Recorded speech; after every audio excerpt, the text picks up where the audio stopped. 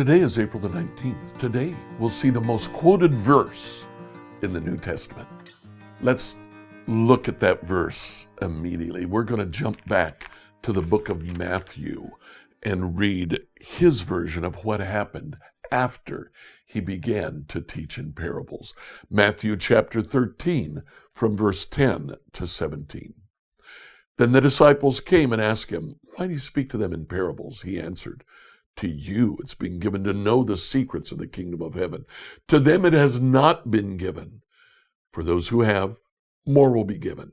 They'll have an abundance, but from those who have nothing, even what they have will be taken away.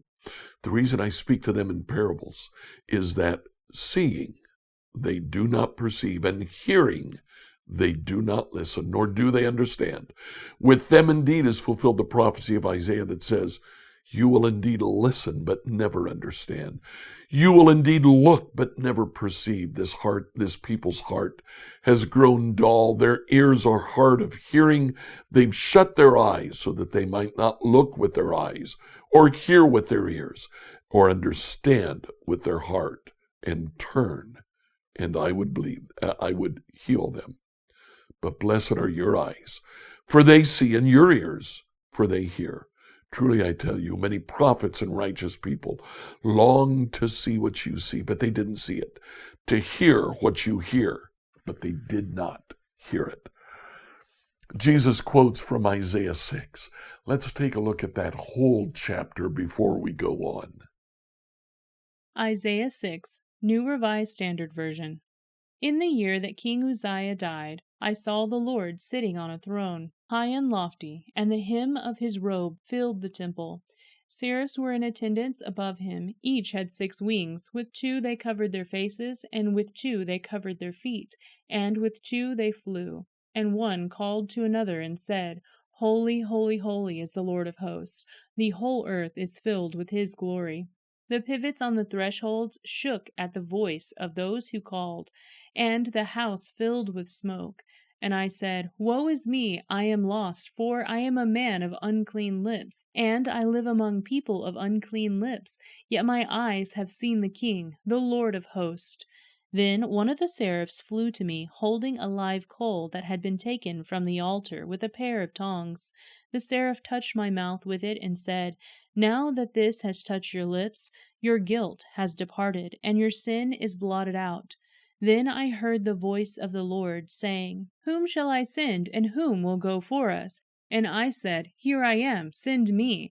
And he said, "Go and say to this people, keep listening, but do not comprehend. Keep looking, but do not understand.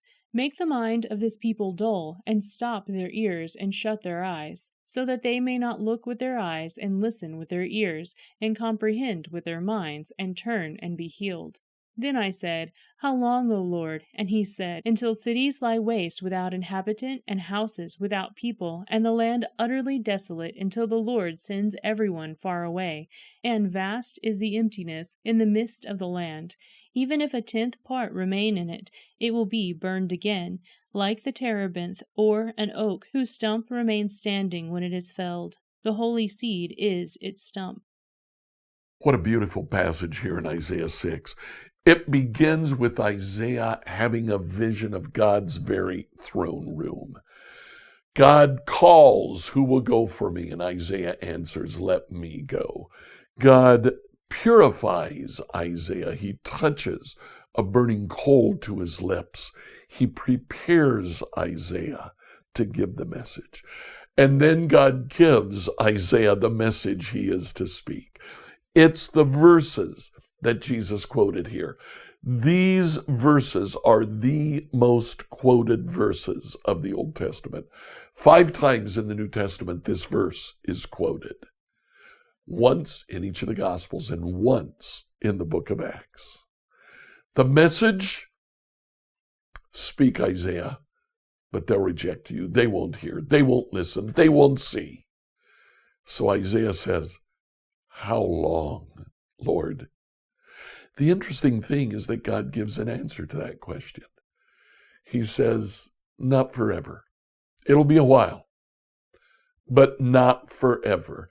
You'll preach this message until They're carried away in captivity, but they'll return. And then it's time for a different message. Now, the way that plays out in Isaiah is Isaiah 1 through 39 are prophecies of woe, prophecies of destruction and exile.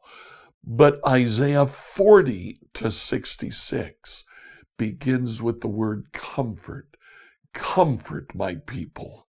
Isaiah 40 to 66 is prophecy of redemption for Israel. What is happening here? Well, you know in the context that the Pharisees run the danger of committing the unpardonable sin, of attributing to Jesus works, evil, saying that he does his works by the power of Satan. Jesus is literally trying to rescue the Pharisees by teaching in a way that they will not understand. But he promises to his disciples, but you will understand everything. And if you don't understand it, I'll explain it to you. You know, for Jesus, the strategy worked. The book of Acts talks about many Pharisees who began to believe in Jesus, including the Apostle Paul, who ended up writing more of the New Testament than anyone else. So what do we do today? We stick with the message. The message that we have might be a tough message as well. Stick with it. Scripture reading from the New Revised Standard Version by Emily Herrera. If you live in the Greenwood, Indiana area and you're looking for a church, come check out New Hope Church. We're at 5307 West Fairview Road. Our Sunday morning sermon begins at 10 a.m. We would love to see you there.